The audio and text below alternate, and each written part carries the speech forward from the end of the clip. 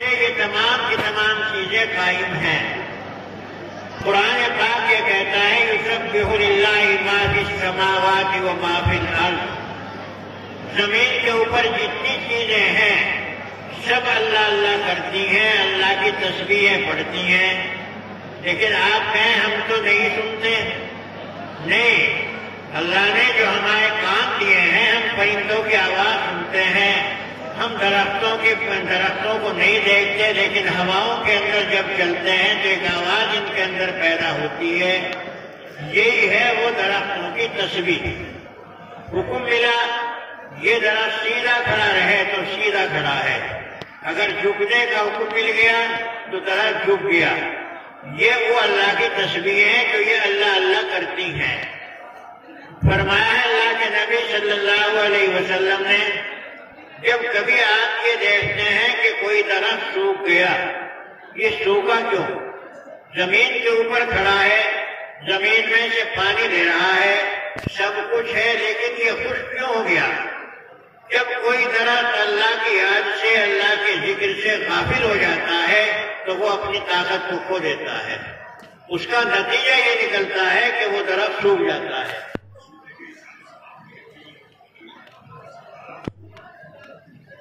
ہمارے مدرسے کے پڑوسی چودھری مقصود جو آج دنیا میں نہیں، اللہ تعالیٰ ان کے قبر کو انوار سے بھرے، ان کو ثواب پہنچانے کے لیے ان کے تینوں بچوں نے 10,100 روپے عنایت فرمائے ہیں۔ اللہ تعالیٰ انہیں جنت الفردوس میں جگہ عطا فرمائے۔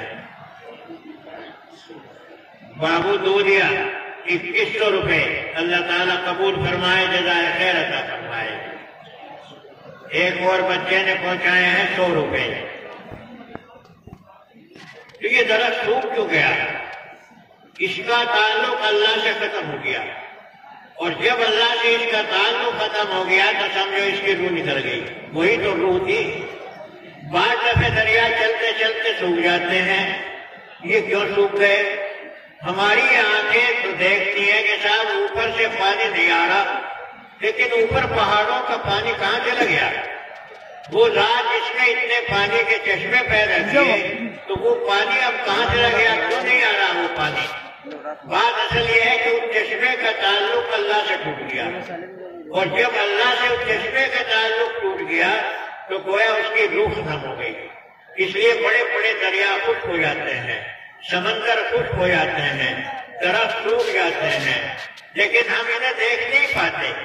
اللہ کے نبی کو جو اللہ نے آنکھیں عطا فرمائی ہیں، ان آنکھوں سے وہ دیکھ لیتے ہیں کہ دیکھو اس چیز کے اندر یہ کمی پیدا ہوئی۔ ایک مرتبہ نبی کریم صلی اللہ علیہ وسلم کے سامنے مکے کے کچھ لوگ آئے اور کہنے لگے، محمد اگر تم نبی ہو تو یہ جو سامنے درخت کھڑا ہے اس درخت سے اپنے نبی ہونے کی گواہی دلواؤ۔ درخت بہت دور کھڑا تھا، لیکن کیونکہ اس درخت کا تعلق اللہ کے ساتھ تھا اور اللہ کے ساتھ ہونے کی وجہ سے نبی سے بھی اس کا تعلق پیدا ہو گیا تھا، آپ نے اس درخت کو حکم دیا، آؤ آگے آؤ۔ وہ درخت وہیں سے زمین کو پھاڑتا ہوا پہنچ گیا اور آ کر کے اس نے کہا، محمد الرسول اللہ، آپ اللہ کے رسول ہیں۔ یہ کہاں سے درخت میں بولنے کی طاقت آ گئی؟ ہم تو سمجھتے ہیں درخت گونگے ہیں، لیکن نہیں، ہم ان کی زبان نہیں سمجھتے۔ جو قرآن پاک یہ کہتا ہے کہ ہر چیز اللہ اللہ کرتی ہے، تو یہ درخت بھی تو اللہ اللہ کرتے ہیں۔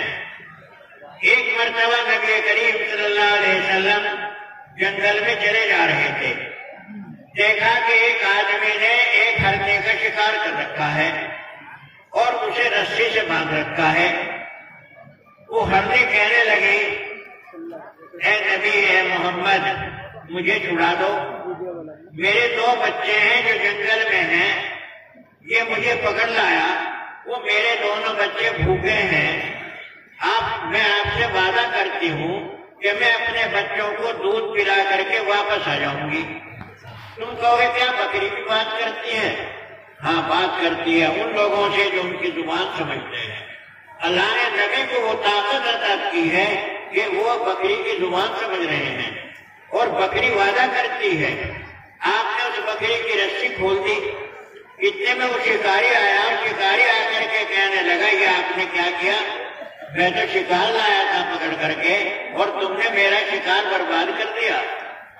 آپ نے فرمایا وہ وعدہ کر کے گئی ہے کہ میں اپنے بچوں کو دودھ پلا کر کے آؤں گی. شکاری ہنسنے لگا، کہنے لگا کہیں یہ جانور بھی وعدہ کرتے ہیں اور کہیں یہ جانور وعدہ کو پورا بھی کرتے ہیں. آپ نے ارشاد فرمایا ضرور یہ وعدہ پورا کرے گی، کیونکہ یہ ایک اللہ کی پیدا کی ہوئی ایسی مخلوق ہے جو کبھی اللہ کی نافرمانی نہیں کرتی. تھوڑی دیر میں دیکھا کہ وہ بکری بھاگی آ رہی ہے، اپنے بچوں کو دودھ پلایا، دودھ پلا کر کے وعدہ پورا کرنے کے لیے پہنچ گئی. آپ نے فرمایا دیکھو اس بکری نے اپنا وعدہ پورا کر دیا یا نہیں کیا. وہ شکاری بڑا خوش ہوا اور اس نے اس بکری کو رہا کر دیا. تو وہ بکری اپنے بچوں کے اندر کھیلتی کودتی چلی گئی. تم اس میں تعجب نہ کرو، یہ تمام کی تمام وہ چیزیں ہیں جو کہ اللہ کے نبی کو اللہ کی طرف سے بطور انعام دی گئی. ایک مرتبہ ابو لہب آیا جو آپ کا چچا تھا، کہنے لگا محمد تم اگر نبی ہو تو دیکھو یہ ککریے ہیں، ان ککریوں سے گواہی دلواؤ. آپ نے وہ ککری ہاتھ میں لی اور ککریوں میں سے آواز نکلنی شروع ہو گئی، محمد الرسول اللہ، محمد اللہ کے رسول ہیں. اب ککریاں آپ کے ہاتھوں میں آ کر کے بول رہی ہیں، جانور آپ سے وعدے کر رہے ہیں وہ پورے کر رہے ہیں، ذرا زمین کو پھاڑتے ہوئے آپ کی رسالت کی گواہی دے رہے ہیں. یہ کیا ہے؟ اس کے اوپر دنیا والے چاہے تعجب کریں، لیکن اصل بات یہ ہے کہ یہ تمام کی تمام چیزیں اللہ کے حکم کے تابع ہیں اور اللہ اپنے نبی کی گواہی ان تمام چیزوں سے دلوا رہے ہیں. یہ تمام کی تمام چیزیں ہیں جو شہادت دے رہی ہیں.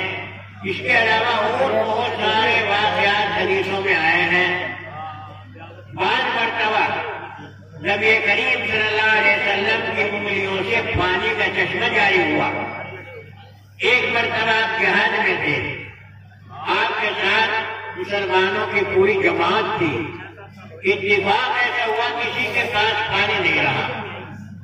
شکایت لے کر کے صحابہ آئے اور کہنے لگے اللہ کے نبی قحط پڑ گیا، ہمارا پانی ختم ہو گیا، ہمارے جانور پیاسے مر رہے ہیں، ہمارے پاس پانی نہیں ہے.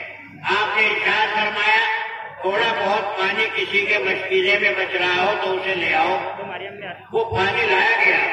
آپ نے اس میں اپنا مبارک ہاتھ ڈالا اور ان ہاتھوں سے آپ کی انگلیوں سے پانی کا چشمہ جاری ہو گیا.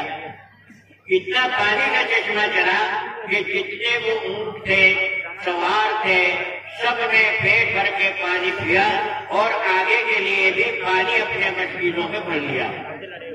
علماء یہ بیان کرتے ہیں کہ دنیا میں سب سے قیمتی پانی جو بابرکت ہے، جس کی عظمت سب سے بڑی ہے، یہ وہ پانی ہے جو نبی کریم صلی اللہ علیہ وسلم کی انگلیوں سے نکلا ہے.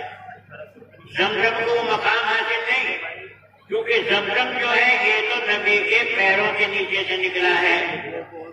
زمزم کے اوپر کسی کا ہاتھ نہیں لگا، اور وہ پانی جو کہ نبی کریم صلی اللہ علیہ وسلم کی انگلیوں سے نکلا ہے تو وہ نبی کے بدن کو چھوتا ہوا آیا ہے.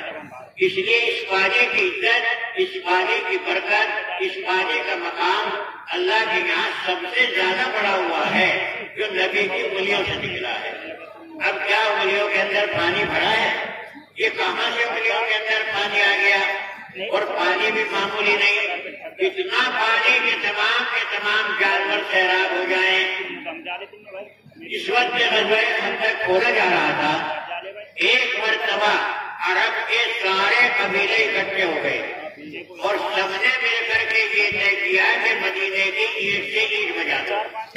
اگر یہ مدینہ رہے گا تو جب تک یہ لوگ دین کی تبلیغ کرتے رہیں گے، ہمارے گھروں کے اندر یہ اپنے دین کو گھسا دیں گے. تو پورا عرب اس بات کے اوپر متفق ہو گیا کہ مدینے کے اوپر حملہ کرو. مدینے کی حفاظت کے لیے جو انتظام اس زمانے میں کیا گیا، رائے یہ ہوئی کہ مدینے کو بچانے کے لیے اس کے چاروں طرف گہری خندق کھود دو تاکہ باہر سے آنے والے دشمن مدینے میں نہ گھس سکے، یہ طے پا گیا۔ اسے کہتے ہیں غزوہ خندق۔ یہ بڑا سختی کا زمانہ تھا، کیونکہ مدینے کے چاروں طرف خندق کھودنا آسان کام نہیں تھا۔ نبی کریم صلی اللہ علیہ وسلم خود خدال ہاتھ میں لیے ہوئے خندق کھود رہے تھے، اور آپ دیکھیے، اندازہ لگائیے، غربت کا تو یہ حال ہے کہ فاقے ہیں، غربت کا تو یہ حال ہے کہ کھانے کے لیے کچھ نہیں، لیکن ایک بہت بڑا پتھر سامنے آیا، صحابہ اس پتھر کو نہیں توڑ پائے۔ نبی کریم صلی اللہ علیہ وسلم کے ہاتھ میں کدال تھا، آپ نے اس کے اوپر اسے مارا، وہ پتھر ٹوٹتا ہے، وہ پتھر جب ٹوٹتا ہے تو آپ ارشاد فرماتے ہیں، میں اس پتھر کے ٹوٹنے سے ایران کو دیکھ رہا ہوں، میں یہ دیکھ رہا ہوں کہ جن دنوں کے بعد ایران کے اوپر تمہارا قبضہ ہو جائے گا، وہی پتھر ٹوٹتا ہے۔ آپ ارشاد فرماتے ہیں، میں اس پتھر کو دیکھ رہا ہوں، اس پتھر کو، یہ پتھر یہ بتا رہا ہے کہ روم، کیونکہ اس زمانے کی بہت بڑی طاقت تھی، وہ ٹوٹ کر کے تمہارے پیروں میں آ جائے گا۔ کون یقین کرے؟ ارے غربت کا تو یہ حال ہے کہ کھانے کے فاقے ہیں، غربت کا تو یہ حال ہے کہ پیٹ کو سیدھا کرنے کے لیے پتھر باندھ رکھا ہے، اور اس وقت میں آپ ارشاد فرما رہے ہیں کہ ایران کے اوپر تمہارا قبضہ ہوگا، آپ ارشاد فرما رہے ہیں کہ روم کے اوپر تمہارا قبضہ ہوگا۔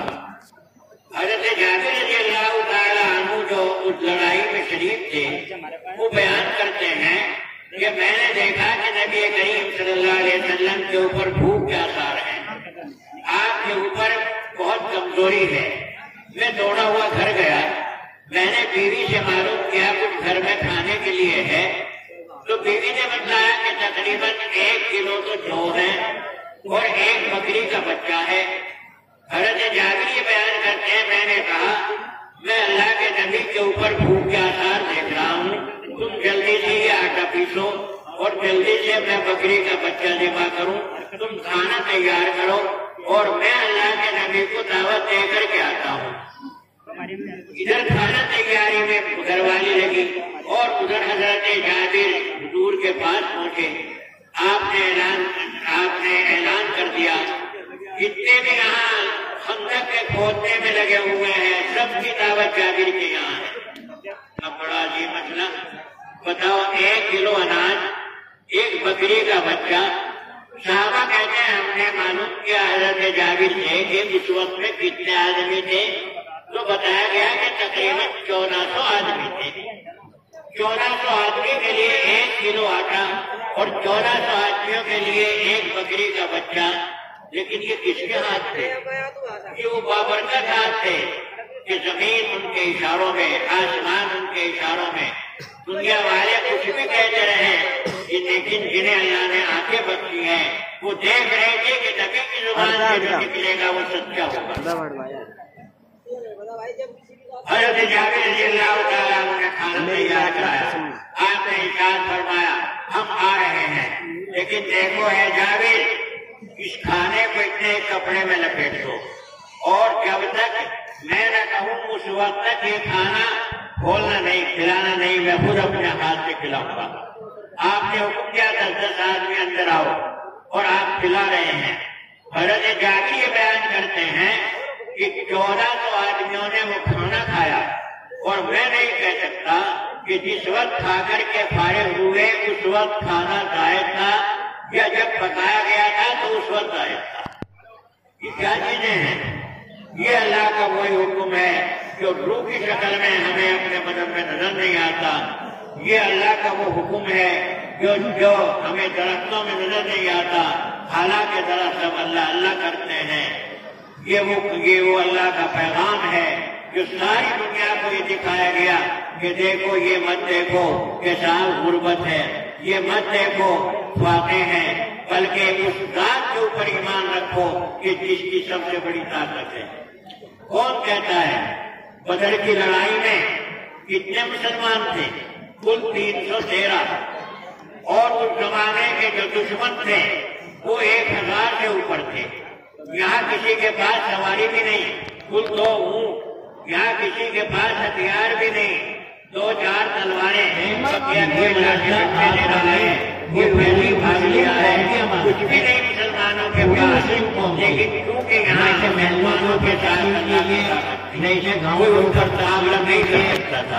नतीजा लड़ाई का जो आया, जो बड़े बड़े बहादुर थे, उन लोगों के जो दुश्मन थे इस्लाम के, उन लोगों के जो दीन के दुश्मन थे, करके मैंने सबका फायदा पहुँचा रहा है। और मुसलमान ऐसे डेरा है, कितनी ऐसी बस्तियाँ हैं कि यहाँ की तालीम आज ये पूरत कहाँ से आ रही है।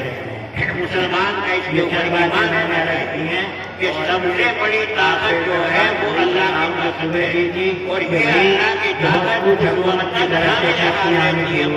के जब तक के मुसलमान अल्लाह के रसूल के ताबे रहते हैं।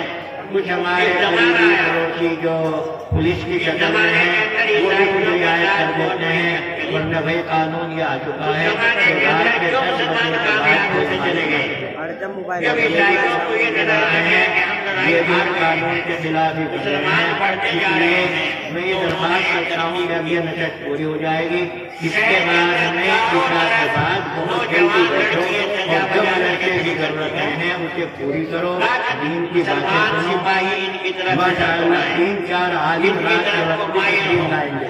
अब इस वक्त हमारे दरमियान में वो अल्लाह की ताकत जो इनके साथ में शामिल है, जब ये अल्लाह के नाफरमान हो जाएंगे तो अल्लाह उस ताकत को इनसे छीन लेंगे। अब हम इन्हें अपने ताबे कर लेंगे।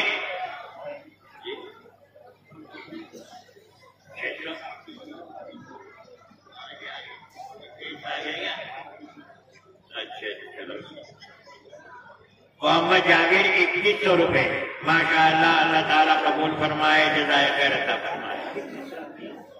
ये और बच्चे का आगे 200 रुपए। अभी मैं अपनी बात को बड़ी समेट रहा हूँ। मैं ये जाहिर करना चाहता हूँ कि मुसलमान के पास कोई अलग ताकत नहीं सिवाय उस ताकत के जो कि अल्लाह की तरफ से इसे मिलती है। अल्लाह का हाथ एक ईमान वाले के सर पर होता है, और वो हाथ जब तक रहता है जब तक कि हम अल्लाह के हुक्म को न तोड़ें, गुनाह न करें। जमील अहमद ये मदरसे के पड़ोसी, इनकी तरफ से 1500 रुपए अल्लाह ताला कबूल फरमाए।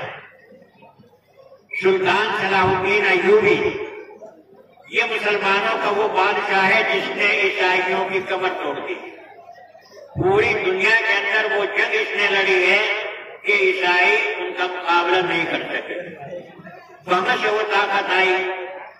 ईसाइयों ने जब ये देखा कि मुसलमानों की फौजें आगे बढ़ती जा रही हैं, तो उन्होंने ये तरकीब की कि शहर के अंदर अपनी नौजवान खूबसूरत लड़कियों को सजा बजा करके खड़ा कर दिया, ताकि मुसलमान सिपाही जब शहर में घुसे और इनके ऊपर नजर डालें तो गुनाह में मुब्तला हो जाए। लेकिन सलाहुद्दीन अय्यूबी समझता था कि मुसलमान के पास अल्लाह की मैयत के अलावा कोई और हथियार नहीं। उसने ऐलान कर दिया कि देखो तुम मुसलमान हो, आज दुश्मन ने एक नया तरीका इख्तियार किया है, किसी मुसलमान सिपाही की नजर इन लड़कियों की तरफ न जाए। तारीख ये बयान करती है कि इस तरीके से मुसलमानों की फौज शहर में दाखिल हो गई कि उन्हें ये भी नहीं पता था कि बराबर में कौन खड़ा है। इस तरीके से अल्लाह ने उनके ऊपर मदद उतारी। आज सबसे बड़ा जो हमारा कसूर है वो ये है कि हमने उस अल्लाह को नाराज कर दिया। गुनाहों से तौबा कीजिए। जो कुछ हमारे हालात आजकल सामने आ रहे हैं उनसे अपनी एहतियात कीजिए। मूसा अलैहिस्सलाम से जब पूछा गया, बताओ अगर अल्लाह आसमान को चक्की का ऊपर का पार्ट बना दे और जमीन को चक्की का नीचे का पार्ट बना दे, तो फिर इस चक्की के बीच में कोई अपने को बचाना चाहे तो क्या तरीका बचाने का है? आपने चक्की देखी है, उसमें आटा पिसता है, गेहूं डाल दिए गए, पूरे के पूरे गेहूं का आटा बन गया। तो अगर ऊपर के ऊपर का पार्ट चक्की का आसमान हो जाए और नीचे का पार्ट जमीन हो जाए और इस चक्की के बीच में हम और तुम फंस जाए तो अपनी जान कैसे बचाओगे? موسیٰ علیہ السلام چونکہ نبی ہیں، وہ جانتے ہیں کیسے اصلاح ہوتی ہے، تو موسیٰ علیہ السلام نے فرمایا بچنے کا ایک ہی طریقہ ہے، وہ جو چکی کو تھامے رکھتی ہے کیلی، اس کے قریب لگ جاؤ، اس کے قریب لگ جاؤ گے تو دانا اپنے کو بچا لے گا، دانے کا آٹا نہیں بنے گا۔ ایسے ہی جب اوپر کا پارٹ آسمان بن گیا اور نیچے کا پارٹ زمین بن گئی، جان بچانے کا طریقہ یہی ہے کہ جس نے آسمان اور زمین کو بچا رکھا ہے اس کے ساتھ اپنے کو لگا لو، اس کے ساتھ اپنے کو لگا لو گے تو آنے والے طوفانوں سے، آنے والی مصیبتوں سے اپنی جان بچا لو گے۔ کوئی رستہ اس کے علاوہ ہے ہی نہیں۔ دنیا کے اندر بڑی بڑی فتوحات ہوئی ہیں، لیکن اس زمانے کے بادشاہوں کی تاریخ پڑھو، وہ رات کو اللہ کے سامنے جھکتے، اللہ کے سامنے دعائیں مانگتے، اور دن کے اندر پھر وہ اللہ کے کلمے کو بلند کرنے کے لیے نکلتے۔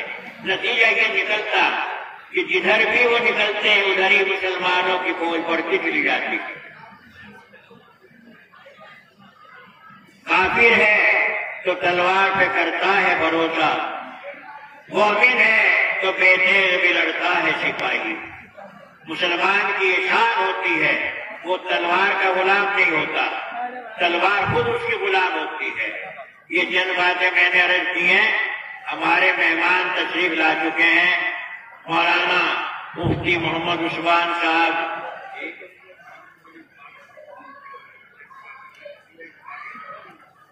اچھا، یہ ہمارے پڑوس میں محمد اقبال بھٹے والے، ان کی طرف سے 1000 روپے نقد اور 1000 اینٹ اول وہ پہنچا دیں گے۔ اللہ تعالیٰ ان کے کاروبار کا خیر و برکت عطا فرمائے۔ محمد سنور کے 500 روپے یہ بھی آگے چھوڑے۔